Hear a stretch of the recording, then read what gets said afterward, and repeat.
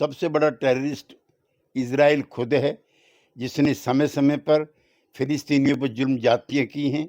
एक लंबी फहरिस्त है, कितने हजार लोग और बच्चे। इजराइल की सेना ने तो बच्चे, बूढ़े और अस्पताल तक पर हमले कर रखे हैं। उनको टेररिस्ट अटैक बता करके कोई क्यों नहीं उनकी आलोचना करता है। लेकिन ये सच है कि इजराइल के द्वारा फिलिस्तीनियों की जो मादरे वतन है, जो जन्मभूमि है, उस पर, उसके बड़े हिस्से पर उन्होंने कब्जा किया हुआ है। 3 पीढ़ियां फिलिस्तीनियों की तंबुओं में रह रही हैं और समय समय पर उनके हकों की हकमारी भी की जाती है। अब बड़ा मुद्दा जो है वो अल अक्सा मॉस्क की हिफाजत का भी है, जहां पर रमजान के दिनों में खास तौर से जब वहां तब तक शांति नहीं हो सकती है जब तक फिलिस्तीनियों की छीनी हुई जमीन इस वापस वक्त हमारे साथ बातचीत करने के लिए जेडीयू सांसद केसी त्यागी जी है। इन्होंने फिलिस्तीन शांति कमेटी के सदस्य भी रहे और हमारे साथ इस वक्त बात करने के लिए मौजूद है। सर, जिस तरह से फिलिस्तीन और इजराइल के बीच अभी युद्ध लगातार जारी है, हमास ने उस पर लगभग 5,000 से ज़्यादा मिसाइलें से अटैक किया है। इसको सर आप किस तरह से देख रहे हैं? कुछ लोग कह रहे हैं कि ये आज़ादी की लड़ाई है, तो वहीं कुछ लोग इसको टेरर अटैक मान रहे हैं सर। नहीं, हम किसी भी प्रकार की हिंसा के समर्थक नहीं हैं, जी। हिंसा हो या प्रतिहिंसा हो। लेकिन ये सच है कि इजराइल के द्वारा फिलिस्तीनियों की जो मादरे वतन है, जो जन्मभूमि है, उस पर, उसके बड़े हिस्से पर उन्होंने कब्जा किया हुआ है। 3 पीढ़ियां फिलिस्तीनियों की तंबुओं में रह रही हैं और समय समय पर उनके हकों की हकमारी भी की जाती है। अब बड़ा मुद्दा जो है वो अल अक्सा मॉस्क की हिफाजत का भी है, जहां पर रमजान के दिनों में खास तौर से जब मुस्लिम भाई प्रेयर के लिए जाते हैं तो उनको रोका जाता है, क्योंकि उसी से सटी हुई दीवार यहूदियों के धार्मिक स्थान की है और ईसाइयों के धार्मिक स्थान की है। ऐसा कहा जाता है कि ये प्रॉफिट की पहली मस्जिद है और प्रॉफिट जो अपनी अंतिम यात्रा के लिए गए हैं, इसी मस्जिद से गए हैं। इसलिए मुस्लिम समुदाय के लोग इसको बहुत पवित्र मानते हैं। इसके अंदर भी तलाशी लेकर के नमाजियों को जाने की इजाज़त का प्रोविज़न कर दिया है। लिहाजा वहाँ तब तक शांति नहीं हो सकती है जब तक फिलिस्तीनियों की छीनी हुई ज़मीन वापस ना हो। लेकिन सर, कुछ लोग कह रहे हैं कि ये टेरर अटैक है, कि इजरायलियों पे जुल्म किया जा रहा है, वहाँ छोटे से छोटे मासूम बच्चे, महिलाओं पे जुल्म किया जा रहा है।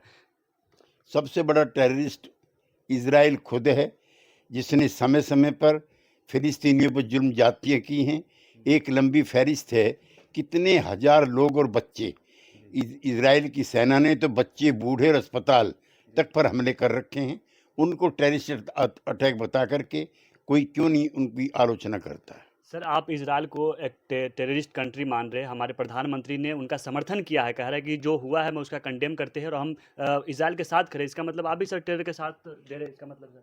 भारत सरकार की 1947 से लेकर के अब तक विदेश नीति का हिस्सा रहा है जी। कि हम फिलिस्तीनियों के साथ हैं।